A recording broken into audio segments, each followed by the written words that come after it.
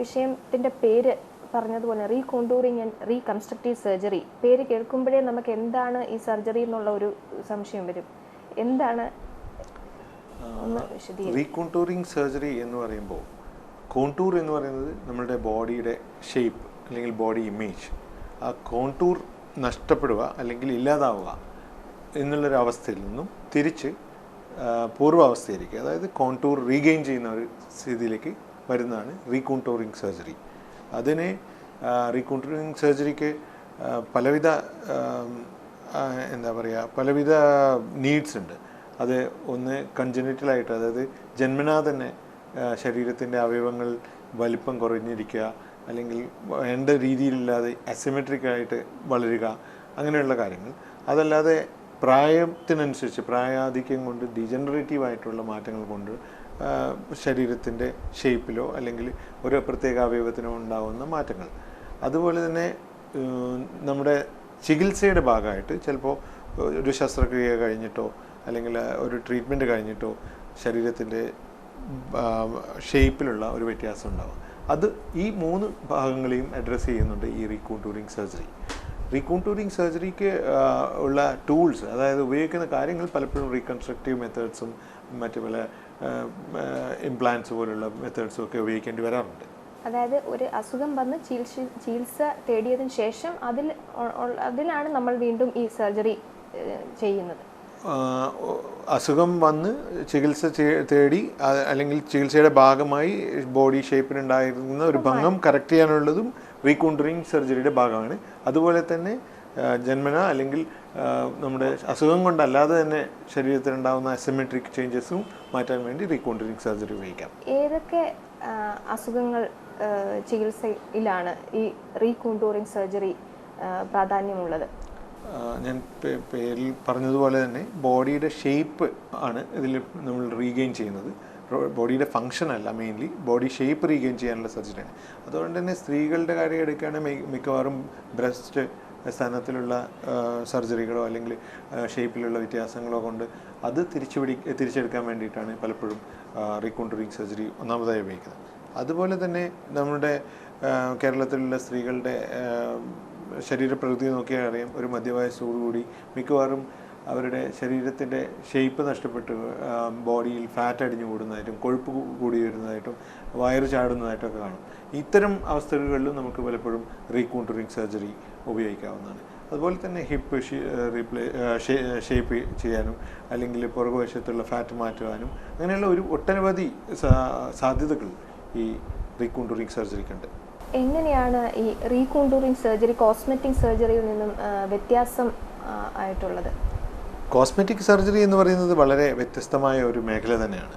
Cosmetic സർജറിയിൽ പലപ്പോഴും ഒരു നോർമലായിട്ടുള്ള ഷേപ്പുള്ള അല്ലെങ്കിൽ നോർമലായിട്ടുള്ള ലുക്കുള്ള ഒരാൾ അദ്ദേഹത്തിൻ്റെ അല്ലെങ്കിൽ അവരുടെ ഷേപ്പ് ഒന്നുകൂടി എൻഹാൻസ് ചെയ്യാൻ വേണ്ടി, ഒന്നുകൂടി അപ്പീലിംഗ് ആക്കാൻ വേണ്ടി അതിന് പലതരം ആവശ്യങ്ങളുണ്ടാകും. ചിലപ്പോൾ സിനിമ ഫീൽഡിലുള്ള ആൾക്കാരായിരിക്കാം, ചിലപ്പോൾ മോഡലിംഗ് രംഗത്ത് പ്രവർത്തിക്കുന്നവരായിരിക്കാം, ചിലപ്പോൾ ഓഫീസിൽ പോകുന്ന ആൾക്കാരായിരിക്കാം, ചിലപ്പോൾ വെറും വീട്ടമ്മ ആവാം. പക്ഷേ അവർക്ക് അത് ഒന്നുകൂടി എൻഹാൻസ് ചെയ്യണം.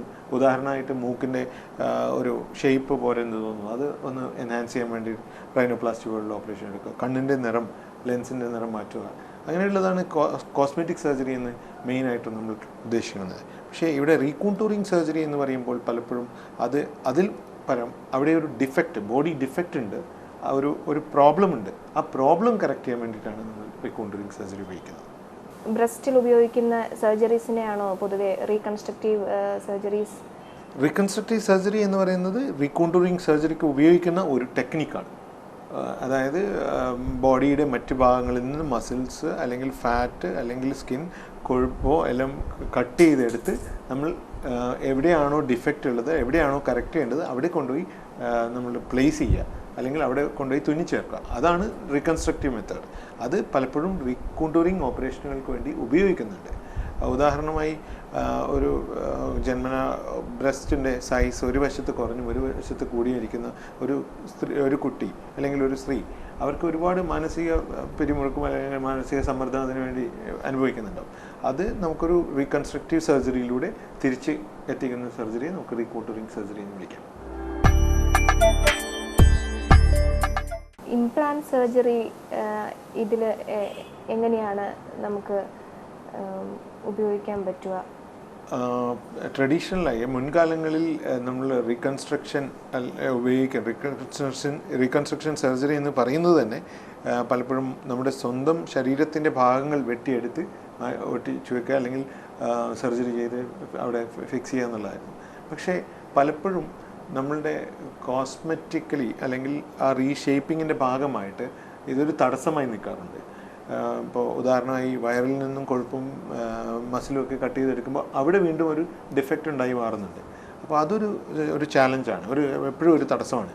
അപ്പോൾ അതിനെ ഓവർകം ചെയ്യാനാണ് ഇംപ്ലാന്റ് പോലുള്ള കാര്യങ്ങൾ ഈ റീകോണ്ടൂറിങ് സർജറി അല്ലെങ്കിൽ റീകൺസ്ട്രക്ഷൻ സർജറിയിലേക്ക് വരുന്നത്. ഉദാഹരണമായി ബ്രസ്റ്റ് നീക്കം ചെയ്ത ഒരാൾക്ക് അതേ ഷേപ്പിലും അതേ വലിപ്പത്തിലുള്ള ഓപ്പോസിറ്റ് സൈഡിലുള്ള അതേ വലിപ്പത്തിലുള്ള ബ്രസ്റ്റ് ഉണ്ടാക്കിയെടുക്കണമെങ്കിൽ പലപ്പോഴും ഇംപ്ലാന്റ് പോലുള്ള മെത്തേഡ്സ് നമുക്ക് ഉപയോഗിക്കേണ്ടത് വരുന്നുണ്ട്.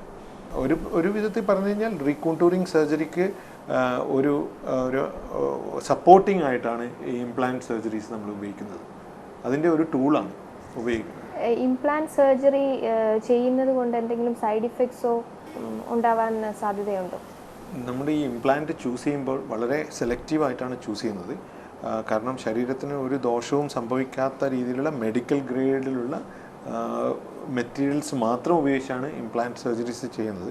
അത് തന്നെ മിക്കപ്പോഴും നമ്മൾ ഉപയോഗിക്കുന്ന ഇംപ്ലാന്റുകൾ അമേരിക്കയിലോ യൂറോപ്പിലോ ഉണ്ടാക്കി ഇറക്കുമതി ചെയ്ത് ഉപയോഗിക്കുന്നതാണ്. അത് തന്നെ പ്രശസ്തമായ കമ്പനിയുടെ ബാക്കപ്പും അവരുടെ ട്രയൽസും ക്ലിനിക്കൽ ട്രയൽസിലും ഒത്തിരി കാലം ഉപയോഗിച്ച ശേഷം 100% സുരക്ഷിതമെന്ന് കണ്ട് മാത്രമേ നമ്മളത് ഉപയോഗിക്കുന്നുള്ളൂ. വില കുറഞ്ഞതോ അല്ലെങ്കിൽ തരം താഴ്ന്നതായ മെറ്റീരിയൽസ് ഉപയോഗിക്കുമ്പോഴാണ് പലപ്പോഴും നമ്മളുടെ ബോഡി ഈ ഇംപ്ലാന്റിനെ റിജക്റ്റ് ചെയ്യാനുള്ള ഒരു ടെൻഡൻസി കാണിക്കുന്നത്. ഒരു പരിധിവരെ നമ്മൾ ക്വാളിറ്റി കൺട്രോൾ മെയിൻറ്റെയിൻ ചെയ്യുന്നതോടെ ഇംപ്ലാന്റിൻ്റെ ക്വാളിറ്റി എഷ്വർ ചെയ്യുന്നതോടുകൂടി ആ പ്രശ്നങ്ങൾ കുറയ്ക്കാൻ പറ്റുന്നുണ്ട്. ഈ വയറ് ചാടിയ അവസ്ഥ എന്ന് ഡോക്ടർ പറഞ്ഞല്ലോ, വയറിൽ നിന്നുള്ള കൊഴുപ്പെടുക്കുന്നത്. അപ്പം വയറ് ചാടി അത് ഷേപ്പില്ലാതെയായി ആ ഒരു കണ്ടീഷന് എന്താണ് റീകോണ്ടൂറിങ് സർജറി ചെയ്യാൻ? വയറ് ചാടിയിട്ടുള്ള നമ്മുടെ നാട്ടിലൊരു 40 വയസ്സ് കഴിഞ്ഞിട്ടുള്ള അല്ലെങ്കിൽ 35 വയസ്സ് കഴിഞ്ഞിട്ടുള്ള സ്ത്രീകൾ എടുക്കുകയാണെങ്കിൽ പകുതി പേർക്കും വയറ് ചാടിയിട്ടോ അല്ലെങ്കിൽ കൊഴുപ്പിൻ്റെ അമിതമായ ഡിപ്പോസിറ്റോ കാണാൻ പറ്റുന്നുണ്ട്. പലപ്പോഴും അത് ഒരു റിക്വയർമെൻ്റായി വരാത്തത് അവരുടെ വസ്ത്രധാരണ രീതി കൊണ്ട് അവരത് മറച്ചു വെക്കുകയാണ്. അത് പതുക്കെ അത് മാറുകയാണ്. നമ്മുടെ ബോഡി ഇമേജിനെ പറ്റിയിട്ടുള്ള ഒരു കോൺഷ്യസ്നെസ് അല്ലെങ്കിൽ ഒരു അവയർനെസ്, ഒരു ധാരണ മാറിക്കൊണ്ടിരിക്കുകയാണ്. ലോകം പുരോഗമിക്കുന്നതിനനുസരിച്ച് കേരളത്തിലും ആ മാറ്റങ്ങൾ കാണുന്നുണ്ട്. അതിൻ്റെ ഭാഗമായി പലപ്പോഴും ഇപ്പോൾ സ്ത്രീകൾ മുന്നോട്ട് വരുന്നത് ആ ഭാഗം എടുത്തു മാറ്റുക, അല്ലെങ്കിൽ അവർ പലതരം ചികിത്സകളും പോകും. മാഗ്നറ്റ് ചികിത്സ, അതുപോലെ സ്ലിമ്മിങ് എക്സസൈസ്, അങ്ങനെയൊക്കെ ചെയ്യും. പലപ്പോഴും അതൊക്കെ പറ്റുന്നതെന്ന് വെച്ചാൽ സ്ലിമ്മിങ് എക്സസൈസുകളും മറ്റുമൊക്കെ ഫെയിലാവുന്നത് ശരീരത്തിലെ ഏറ്റവും റെസിസ്റ്റൻ്റ് ആയിട്ടുള്ള കൊഴുപ്പാണ് വയറിൽ അടിയുന്ന കൊഴുപ്പ്. കാരണം മറ്റെല്ലാ സ്ഥലത്തുള്ള കൊഴുപ്പുകൾ മൊബിലൈസ് ചെയ്ത് ഇല്ലാതായതിനു ശേഷം മാത്രമേ ഈ വയറിലുള്ള അഡിപ്പോസ് ടിഷ്യൂ, അത് അബ്ഡോമിനൽ ഫാറ്റ് എന്ന് പറയുന്ന കൊഴുപ്പ് മൊബിലൈസ് ചെയ്യപ്പെടുന്നുള്ളൂ. അതുകൊണ്ട് ഏറ്റവും അവസാനം മാത്രമേ ഈ കൊഴുപ്പിനെ നമുക്ക് നീക്കം ചെയ്യാൻ പറ്റുന്നുള്ളൂ. അതുകൊണ്ട് തന്നെ പലപ്പോഴും ഇത്തരം ചികിത്സാ രീതികൾ ഈ കൊഴുപ്പടിയുന്നതിന് ഒരു ഫെയിലറായി മാറുന്നുണ്ട്. അപ്പോഴാണ് ഈ സർജറിയുടെ സാധ്യതകൾ വരുന്നത്. കൊഴുപ്പും ആ ഭാഗത്തുള്ള സ്കിന്നും കൊഴുപ്പടക്കം എടുത്തു മാറ്റി ആ ഒരു പേഷ്യൻറ്റിൻ്റെ പഴയ രീതിയിലുള്ള അല്ലെങ്കിൽ മുന്നേതിന് ഏകദേശം ഈക്വലൻ്റ് ആയിട്ടുള്ള ഒരു ബോഡി ഷേപ്പിലേക്ക് തിരിച്ചു കൊണ്ടുവരിക എന്നുള്ളതാണ് ഈ ഓപ്പറേഷനിലൂടെ ചെയ്യുന്നത്. ലൈപ്പോ ഫില്ലിംഗ്, ലൈപ്പോ സക്ഷൻ എന്ന് പറയുന്ന പ്രൊസീജിയേഴ്സ് ഈ സർജറിയുടെ കൂടെ തന്നെ വരുന്ന പ്രൊസീജിയേഴ്സ് അല്ലേ? അതെ, ഈ ലൈപ്പോ ഫില്ലിംഗ്, ലൈപ്പോ സക്ഷൻ എന്നൊക്കെ പറയുന്നത് ഇതിൻ്റെ ഒരു എക്സ്റ്റൻഷൻ അല്ലെങ്കിൽ ഇതിൻ്റെ ഒരു കണ്ടിന്യൂഷനായി വരുന്ന ഒരു ചികിത്സാ രീതികളാണ്. നമ്മുടെ ശരീരത്തിൽ എവിടെയൊക്കെ ഫാറ്റ് അടിഞ്ഞിട്ടുണ്ടോ ആ ഭാഗത്തുള്ള ഫാറ്റ് റിമൂവ് ചെയ്യുന്നതിനാണ് നമ്മുടെ ലൈപ്പോ സക്ഷൻ എന്ന് പറയുന്ന മെത്തേഡിലൂടെ ചെയ്യുന്നത്. അതിൽ നമ്മൾ ചെയ്യുന്നത് വളരെ നേർത്ത ഒരു കാനുല, ഒരു ട്യൂബ് ആ കൊഴുപ്പിലേക്ക് കടത്തി അതിൽ നിന്നും സക്ഷൻ കൊടുത്ത് വലിച്ചെടുക്കുകയാണ്. അത് വിവിധ രീതികളിൽ നമുക്ക് വലിച്ചെടുക്കാം. മാനുവലായിട്ട് വെറും സിറിഞ്ച് ഉപയോഗിച്ച് വലിച്ചെടുക്കാം. അതിന് വളരെ സോഫിസ്റ്റിക്കേറ്റഡ് ആയിട്ടുള്ള മെഷീൻസ് ഉണ്ട്. ആ മെഷീൻസ് വെച്ചിട്ട് അത് ആസ്പിറേറ്റ് ചെയ്തെടുക്കാം. അങ്ങനെ പല സിറ്റിങ്ങുകളായിട്ട് ഒറ്റ ഒരു ദിവസം കൊണ്ട് ലൈപ്പോ സക്ഷൻ എന്നുള്ള ഒരു ചികിത്സ രീതി നടപ്പിലാക്കാൻ പറ്റില്ല. അതായത് ഒരു സ്ത്രീയിൽ ഒരു 3 അല്ലെങ്കിൽ 4 കിലോ ഫാറ്റ് വയറിലോ മറ്റു ഭാഗത്തോ അടിഞ്ഞു കൂടിയിട്ടുണ്ടെങ്കിൽ അത് നമുക്ക് എടുത്തു മാറ്റണമെങ്കിൽ ചിലപ്പോൾ ഒരു 5-10 സിറ്റിങ്സ് ആവശ്യമായി വരാം. പലപ്പോഴും ഇത് ഒരു വളരെ ചെറിയൊരു പ്രൊസീജിയറാണ്. കാരണം ഇതിനും വലിയ അനസ്തീസിയയുടെയോ അല്ലെങ്കിൽ മയക്ക് നൽകി ബോധം കിടത്തേണ്ട ആവശ്യമൊന്നും വരുന്നില്ല. ഒരു ലോക്കൽ അനസ്തീസിയ കൊടുത്ത് ട്യൂബ് കടത്തി എടുത്ത് ഈ കൊഴുപ്പ് വലിച്ചെടുത്ത് മാറ്റാവുന്നതാണ് ലൈപ്പോ സക്ഷൻ എന്ന് പറയുന്ന ചികിത്സ. ലൈപ്പോ സക്ഷൻ എന്നുള്ള ചികിത്സയുടെ ഒരു എക്സ്റ്റൻഷനാണ് ലൈപ്പോ ഫില്ലിങ്.